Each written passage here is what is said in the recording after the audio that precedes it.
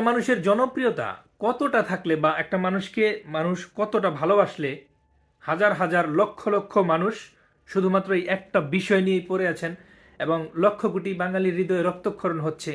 কেন একটা মানুষ কতটা আসলে মানুষের মন জয় করতে পারলে নির্বাচন করার জন্য তাকে না জানিয়ে গোপনে পাঞ্জাবির পকেটে 50,000 টাকা বা লক্ষ টাকার ভান্ডিল গুজে দেওয়া হয়?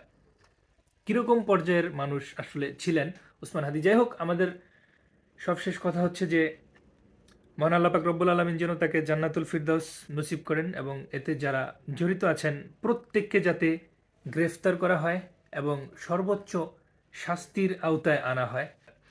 আমি জানি না এই বিচার কার্য সম্পূর্ণ হবে কিনা, কারণ ইতিপূর্বেও অনেক ঘটনা ঘটেছে যেগুলো আসলে বিচার কার্য সম্পূর্ণ হয় নাই, বা আমার বাংলাদেশ প্রশাসন বা বর্তমান সরকারের প্রতি আস্থা না থাকার কারণে আমি এমনটা বলছি। তবু আমি প্রত্যাশা করব যেভাবেই হোক, হত্যাকারী যদি বিদেশেও কোথাও পালিয়ে যেয়ে থাকে বা আশ্রয় নিয়ে থাকে, তারপরও যাতে তাদেরকে খুঁজে বের করে হত্যা করা হয়।